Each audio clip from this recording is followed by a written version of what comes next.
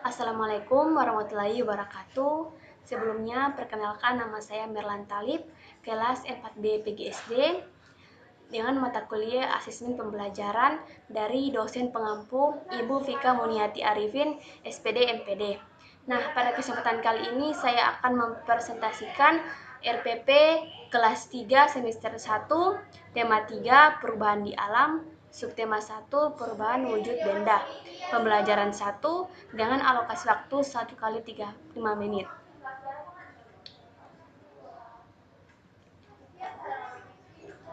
Yang pertama ialah tujuan pembelajaran. Tujuan yang pertama ialah dengan membaca wacana tentang macam-macam wujud benda di alam, maka siswa dapat menguraikan wujud benda berdasarkan teks.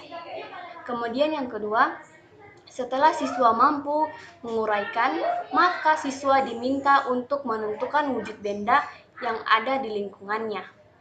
Kemudian tujuan yang ketiga, dengan mengamati benda-benda di sekitar kelas, maka siswa dapat mengumpulkan benda sesuai dengan wujudnya.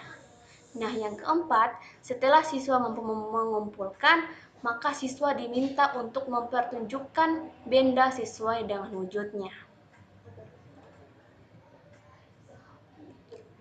Kemudian selanjutnya ialah penilaian. Sebelumnya saya akan menjelaskan mengenai pengertian penilaian. Penilaian terhadap proses dan hasil pembelajaran dilakukan oleh guru untuk mengukur tingkat pencapaian kompetensi peserta didik. Nah, hasil penilaian ini digunakan sebagai bahan penyusunan laporan kemajuan hasil belajar dan memperbaiki proses pembelajaran. Nah, penilaian terhadap materi ini dapat dilakukan sesuai kebutuhan guru, yaitu dari pengamatan sikap, tes pengetahuan, dan presentasi, unjuk kerja ataupun hasil karya ataupun proyek dengan rubrik penilaian. Nah, penilaian yang dilakukan ini terbagi menjadi 3, yakni aspek pengetahuan atau kognitif, kemudian sikap atau afektif, dan keterampilan atau psikomotor. Sebelumnya saya akan menjelaskan mengenai pengertian ranah kognitif. Ranah kognitif merupakan ranah yang mencakup berbagai kegiatan mental atau otak. Semua yang menyangkut aktivitas otak adalah termasuk dalam ranah kognitif. Nah, ranah kognitif ini memiliki 6 jenjang atau aspek, yakni yang pertama, pengetahuan atau hafalan ataupun ingatan atau disebut dengan knowledge. Kemudian yang kedua, pemahaman. Yang ketiga, penerapan atau application. Kemudian yang keempat, analisis. Yang kelima, sintesis. Dan yang keenam, penilaian, penghargaan ataupun evaluasi. Kemudian selanjutnya ialah pengertian ranah afektif atau sikap. Nah, ranah afektif merupakan ranah yang berkaitan dengan sikap dan nilai yang berbeda-beda. Ranah afektif mencakup watak perilaku seperti perasaan, minat, sikap, emosi, dan nilai masing-masing. Nah, beberapa pakar mengatakan bahwa sikap seseorang yang dapat akan diramalkan perubahannya bila seseorang telah memiliki kekuasaan kognitif tingkat tinggi. Selanjutnya, pengertian ranah psikomotorik. Nah, ranah psikomotorik merupakan ranah yang erat berkaitan dengan keterampilan atau skill. Nah, kemampuan yang bertindak setelah seseorang menerima pengalaman belajar tertentu yang telah mereka tekuni. Hasil belajar psikomotor ini sebenarnya merupakan kelanjutan dari hasil belajar kognitif ataupun memahami sesuatu, dan dari hasil belajar afektif yang baru tampak dalam bentuk kecenderungan berperilaku namun tidak sama. Nah, di sini adalah contoh penilaian sosial atau termasuk dalam ranah afektif. Di sini ada kolom nama, kemudian perubahan tingkah laku termasuk bertanggung jawab, peduli, dan percaya diri. Keterangannya ialah yakni K atau kurang dengan nilai 1, kemudian C atau cukup dengan nilai 2, kemudian B atau baik dengan nilai 3, dan sangat baik atau 4. Nah, penilaian ini dilakukan dengan centrang. Apabila siswa melakukan sikap ini, maka guru akan mencentrangnya atau ya atau mencentralnya.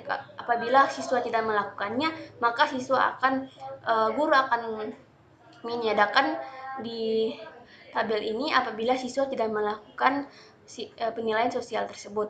Nah, apabila jumlah skor berjumlah 4, maka bernilai sangat baik. Apabila jumlah skor berjumlah 3, maka bernilai baik. Kemudian apabila skornya berjumlah 2, maka bernilai cukup. Sedangkan yang terakhir, jumlah skor berjumlah 1, maka bernilai kurang atau K. Ini adalah contoh penilaian spiritual. Di sini ada nama peserta, kemudian ketaatan beribadah, perilaku bersyukur, kebiasaan berdoa, dan toleransi. Nah, BS ini ialah baik sekali, kemudian PB ini adalah perlu bimbingan. Kemudian penilaian pengetahuan atau kognitif. Nah, kriterianya yang pertama ialah kemampuan siswa dalam mengelompokkan benda berdasarkan wujudnya. Nah, kriteria yang kedua ialah pemahaman siswa tentang materi perubahan wujud benda. Sama seperti yang telah saya katakan tadi, yakni apabila jumlah skor berjumlah 4, maka bernilai sangat baik. Apabila jumlah skor berjumlah 3, maka bernilai baik. Apabila jumlah skor berjumlah 2, maka bernilai cukup.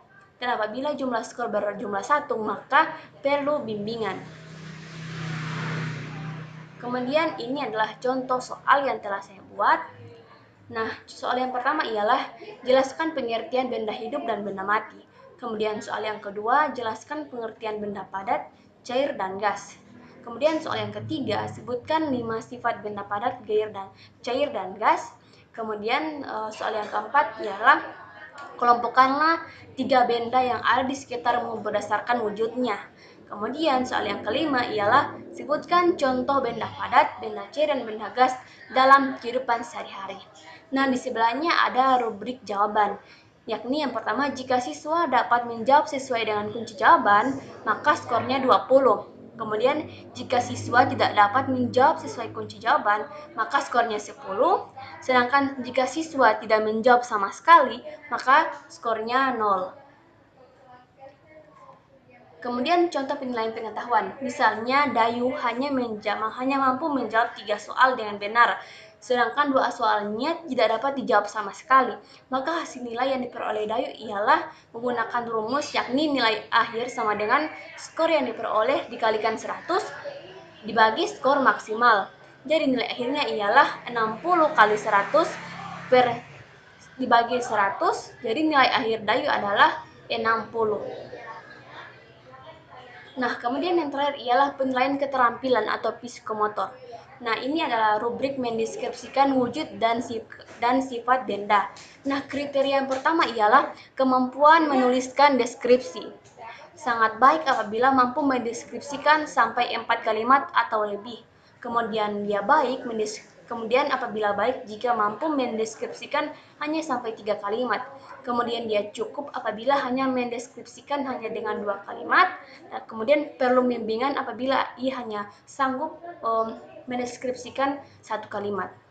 Kemudian kriteria yang kedua, ketepatan dalam mendeskripsikan benda. Kemudian kriteria yang ketiga ialah penggunaan huruf besar dan tanda baca.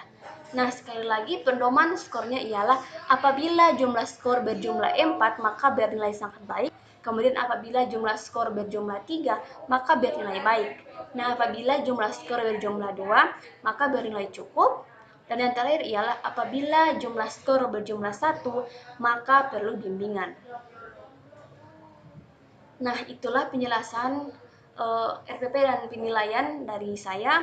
Lebih dan kurangnya saya mohon maaf. Wassalamualaikum warahmatullahi wabarakatuh.